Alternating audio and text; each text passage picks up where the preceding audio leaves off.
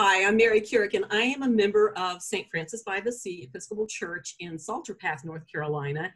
And if you've been following the last couple of interviews we've been doing, this is sort of a series of interviews with really cool people from the congregation. And a way for you to get to know some of the folks who've been there for a while and some of the new ones who've come along. And we have two of the fairly new folks who've joined us. And so this is Kelly and Elizabeth Sheeks. And they live in Morehead City, North Carolina. And I wanted to introduce them or bring out some of the really neat things that they're doing, some of the hobbies and some of the expertise, let's just say, that you have. So guys, I'm going to start with you, Kelly. Why don't you talk a little bit about coming to this area and how you decided to join St. Francis, because I know you did a little shopping around. Good morning. How are you, Mary? Elizabeth and I lived 32 years in Statesville, North Carolina. And we're very happy there. We went there for work purposes. It was not family for either one of us, but it was a work destination. Lived there for 32 years. We're very involved in civic affairs as well as church affairs. And things happened in life. I guess the main thing was Elizabeth lost her mom a few years ago and got us to thinking about the future. We had been vacationing in the Morehead City, Emerald Isle area, Pine Shores area since our retirement, and just decided, why don't we consider making this our home?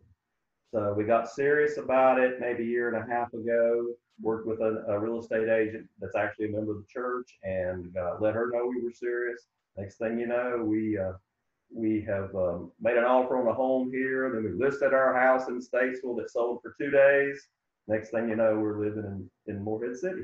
So it happened just quickly, and it was Well, welcome aboard. We're happy to have you. Yeah, now you mentioned we're catching our breath now. It's okay, got you. Right. So you said that you moved there in May of last year. So yeah, you're still fairly new in Carter County as well as being new to the church, which I think you said was in December, somewhere around there. So like we were talking before we got into recording, is you got a good 2 or 3 months, maybe at the max, and then COVID. So now you're virtual members like the rest of us. Yeah.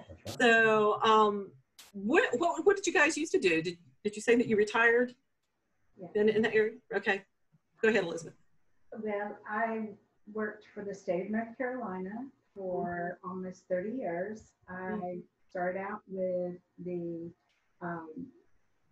pregnant and infants program, and then I switched to working with elderly and did that for a number of years. And the last 15 years of my career with the state, I worked with medically fragile and chronically ill children.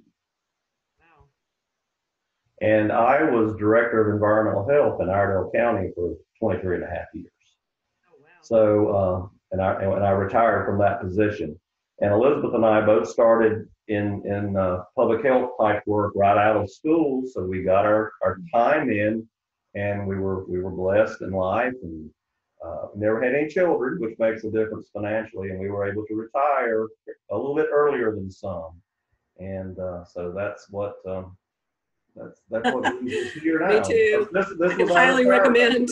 This was our retirement sort of travel destination, and we turned it into our home.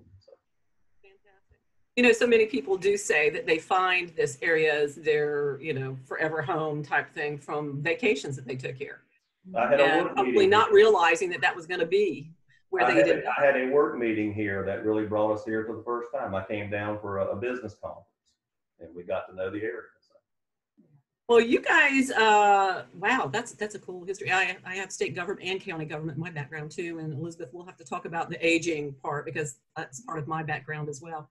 But this is neat stuff. So for fun, I understand you guys are bikers, yes? We are. All right, Elizabeth, tell us about that. How did you get into that, and where do you go? I mean, Everett said you guys took this really cool trip. It was like cross country at one point. So tell us about that. All right. Well, we've been riding now for 10 years, and we started after we retired. And Kelly inherited a motorcycle from a very dear college friend, and that kind of started the whole process. And wow. we ended up both getting bikes, very small motorcycles, and started riding just in the area just to begin with, to gain our confidence after taking a motorcycle safety course. Which we highly recommend. Yes, which we highly recommend. And so I guess our first big trip was one summer we rode every county in the state of North Carolina. And that was really cool because we learned a lot about our state that we would never have found out about otherwise. And that turned out to be, because we did it over multiple trips. I think we rode 4,000 miles just in that summer alone, traveling county to county. And when you mentioned, we rode from Statesville to Seattle, rode down the Pacific Coast Highway. The coolest thing, I think, one of the coolest things we've ever done on our bikes was riding across the Golden Gate Bridge. And then all the way down to Los Angeles. And then we meandered our way back. That triple lane was about 8,400 miles. And all of that was on bikes. You didn't haul it in a trailer and... No.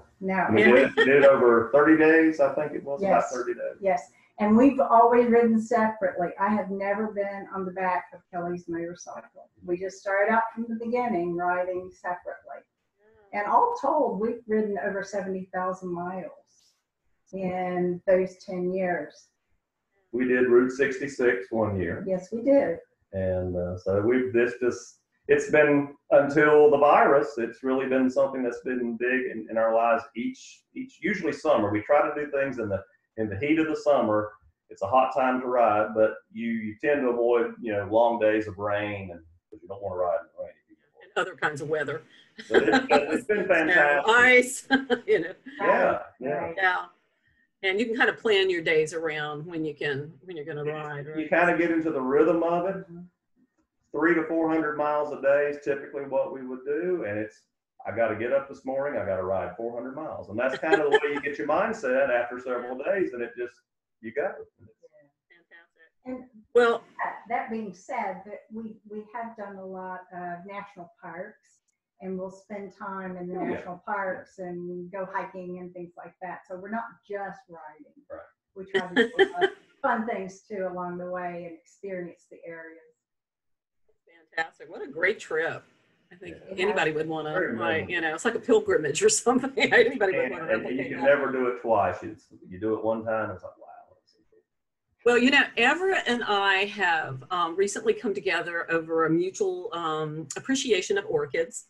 And I understand you guys have expertise in that, and I don't know why I'm leaning towards the environmental person, but in all of this.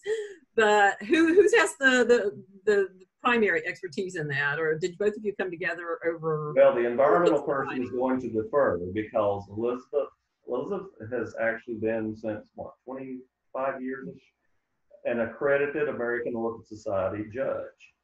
So she Motorcyclist and orchid experts. Yeah. No fiction. So I'll let her talk about that. But that's been another real interest in our lives. We had a hobby greenhouse where we had 300 to 400 orchids growing in Statesville for years and years. I sort of did the growing and the maintaining. She's the judge, so you can talk to her about that.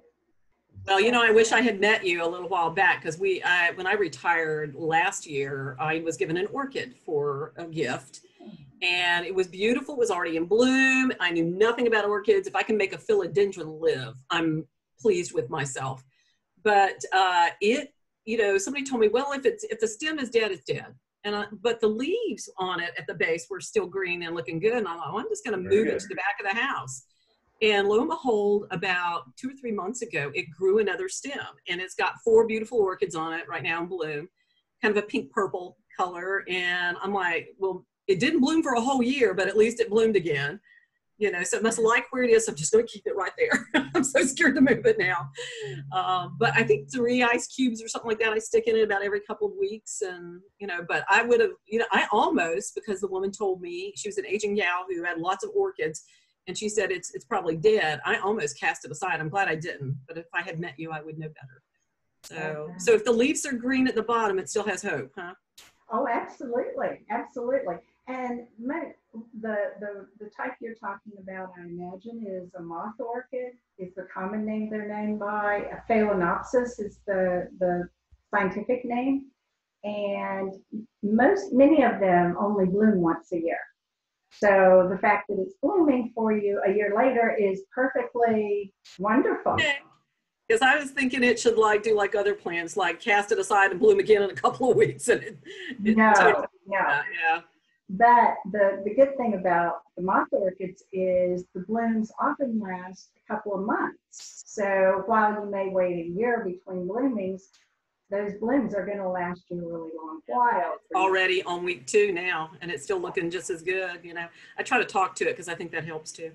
The Phalaenopsis is one of the more novice-friendly types to grow. So, and that's what you find in Lowe's and Aldi's and that places like that. They're easy, they're inexpensive. They love just a bright sunny window.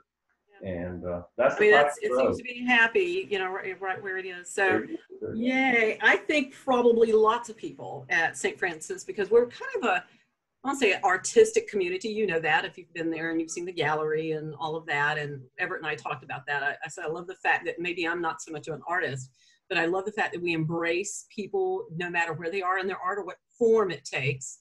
And to me, what you're doing with orchids is to me, it's an art form because it really takes some attention. It takes detail and it takes understanding how to care and elevate it to a place where when I look at it, to me, it's a piece of art to me. I mean, it's not just a plant because it just is that gorgeous, and it adds something to the room. There are some good growers in St. Francis. If you go into the chapel next to the church, next to the sanctuary in St. Francis, there are some beautiful orchids in the windows in there. So there are some folks at St. Francis that can. There are. I posted a picture of mine when it started to bloom, and about 3 of the members of St. Francis, aside from Everett, made comment about it. So I know that there's that community there. So when we can all get back together again, we should definitely have a little meet up and talk about our orchids and stuff. So that'd be cool. And anybody else is listening right now, you now know Kelly and Elizabeth.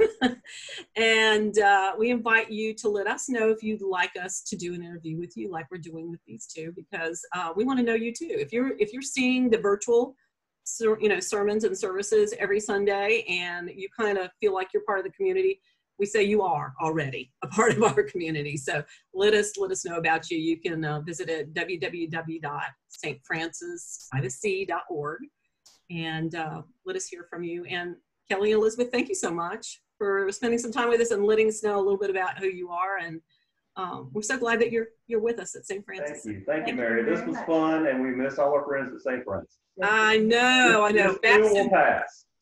All right. Thanks a bunch.